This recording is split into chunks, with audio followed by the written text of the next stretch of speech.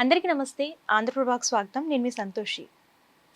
ఈ నెల అంటే మే 28న కడపలో చరిత్రలో నిలిచిపోయే విధంగా మహానాడు కార్యక్రమం నిర్వహించబోతున్నారు. దగ్గర దగ్గర 5 లక్షల మందితో ఈ కార్యక్రమం అనేది నిర్వహించబోతున్నారు. అలాగే ఈ పార్టీలో కొన్ని వార్తలైతే వస్తున్నాయి. టీడీపీలో పదవులు మారే అవకాశం ఉందని చెప్పేసి కొన్ని వార్తలు వినిపిస్తున్నాయి. దీని గురించి మనకి క్లుప్తంగా వివరించడానికి మనతో ప్రముఖ పొలిటికల్ అనలిస్ట్ అయినటువంటి భరద్వాజ్ గారు ఉన్నారు. ఆయన అడిగి తెలుసుకుందాం.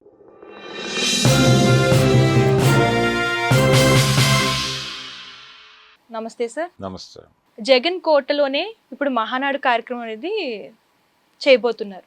సో దీనికి గల కారణం ఏంటి? ముందుగా కారణం ఏం లేదమ్మా, ఇప్పటిదాకా అక్కడ జరుగుతూ రకరకాల ఏరియాల్లో జరుపుతున్నారు. వైజాగ్లో జరిగింది, అన్ని చోట్ల జరిగింది. ఇప్పుడు రాయలసీమలో జరపాలనుకుంటున్నారు. ఓకే. రాయలసీమలో పార్టీని బలోపేతం చేయటం అనేది ప్రోగ్రాం. అందులో భాగంగానే పర్టికులర్గా కడప జిల్లాలో వైఎస్ఆర్సీపీ ప్రభావం నుంచి బయటకు తీసుకురావటం జనాల్ని, అక్కడ కొంత పార్టీ మార్పిడి కార్యక్రమాలను కూడా ఎంకరేజ్ చేయటం అనే కార్యక్రమం ఒకటి జరుగుతోంది ప్యారలల్గా. జనసేనలోకి కొంతమంది అకామిడేట్ అవుతున్నారు వైసీపీ నుంచి, టీడీపీలో కూడా కొంతమంది వస్తున్నారు.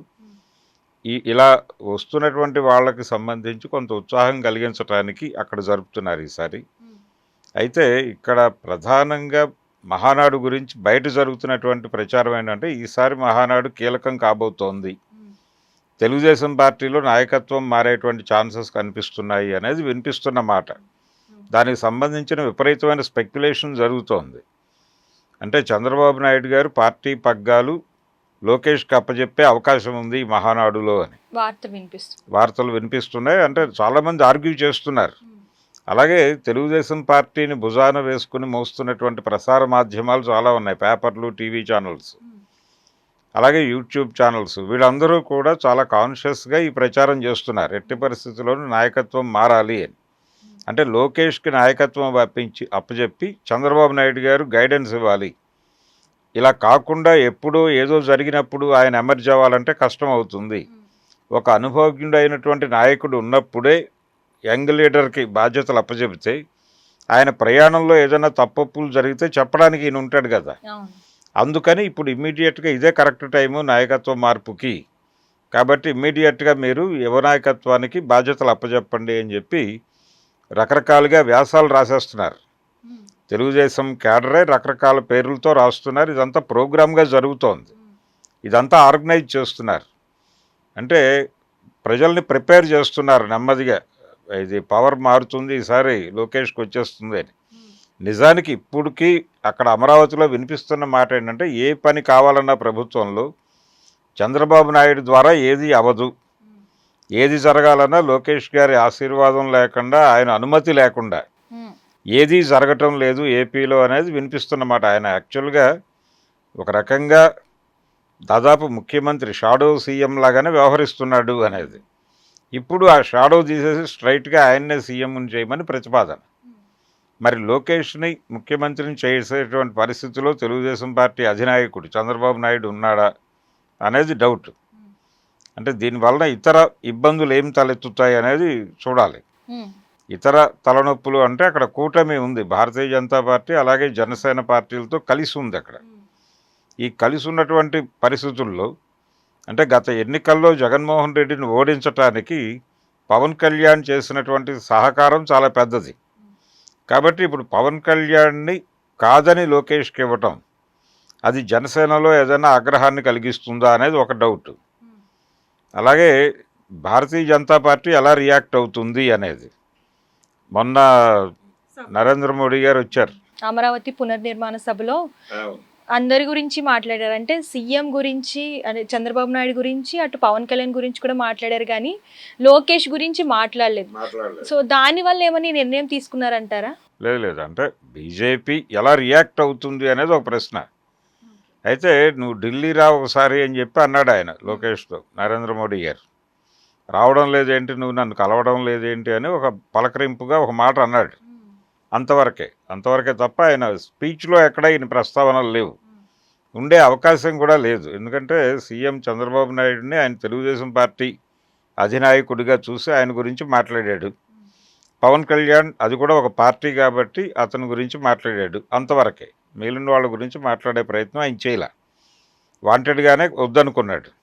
అయితే లోకేష్తో పర్సనల్ లెవెల్లో ఆయన ఢిల్లీ రమ్మని ఆహ్వానించడం ఇవి జరిగినాయి. అయితే ఇక్కడ గొడవ ఏంటంటే లోకేష్కి అప్పచెప్పడానికి పవన్ కళ్యాణ్ ఎలా స్పందిస్తాడు అనేది ఒక డౌట్ ఉంది చాలామందిలో. ఎందుకంటే గత ప్రభుత్వాన్ని దించటంలో కీలక పాత్ర పోషించినటువంటి ఇద్దరు నాయకుల్లో ఒక నాయకుడు చంద్రబాబు అనుకుంటే రెండో నాయకుడు ఎట్టి పరిస్థితుల్లోనూ పవన్ కళ్యాణ్. ఎందుకంటే ఆయన అరెస్ట్ అయినప్పుడు తెలుగుదేశం కష్టకాలంలో ఉండగా పవన్ కళ్యాణ్ వెళ్ళి మద్దతు ప్రకటించి ఆ పార్టీ తరఫున జనంలోకి వెళ్ళి మాట్లాడాడు. కాబట్టి తెలుగుదేశం కింది శ్రేణి నాయకుల్లో కష్టకాలంలో తమ వైపు నిలబడినటువంటి నాయకుడిగా పవన్ కళ్యాణ్కి ఒక ఇమేజ్ ఉంది తెలుగుదేశం పార్టీ కింద క్యాడర్లో. మరి ఆ ఇమేజ్ ఉన్నప్పుడు పవన్ కళ్యాణ్ని ప్రపోజ్ చేయాలి కదా. ఒకవేళ ఈయన వయసు పెరిగింది అనుకుంటే, చంద్రబాబు నాయుడు గారి వయసు పెరిగింది అనుకుంటే సీఎం ఆఫర్ పవన్ కళ్యాణ్కి ఇస్తే బాగుంటుంది కానీ లోకేష్కి ఇస్తారా అనేది కొంతమంది అభిప్రాయం. అందుకని పవన్ కళ్యాణ్ ఉండగా, పవన్ కళ్యాణ్తో సయోధ్య ఉండగా, కూటమిలో ఉండగా లోకేష్ని సీఎంని చేసే అవకాశం ఎట్టి పరిస్థితుల్లోనూ లేదు. ఇది బయట వినిపిస్తున్న మాటలన్నీ తప్పు అనే అభిప్రాయం కూడా ఉంది. అయినప్పటికీ ఎట్టి పరిస్థితుల్లోనూ ఈసారి మహానాడులో ఏదో కీలక నిర్ణయం తీసుకోబోతున్నాడు చంద్రబాబు నాయుడు గారు. ఆయన వయసు 70 దాటిపోయి చాలా రోజులైంది. కాబట్టి ఇంకా ఆయన ఈ బాధ్యతల్లో నడవటం కన్నా కూడా యువ నాయకత్వాన్ని నడిపించడం మీద కేంద్రీకరణ పెడితే బాగుంటుంది అని సున్నితంగా ఆయనకి అడ్వైజర్స్ చేస్తున్నారు చాలామంది.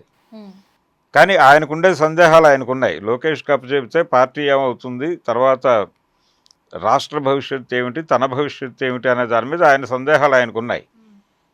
కానీ వీళ్ళు ఏమంటున్నారంటే మీరు వెనకాలండి గైడ్ చేయండి, వెనకాలండి అతను ఎలా నడవాలో చెప్పండి, ఒక 4-5 ఏళ్ళు మీరు ట్రైన్ చేస్తే అతను వెళ్ళిపోతాడు. అలా కాకుండా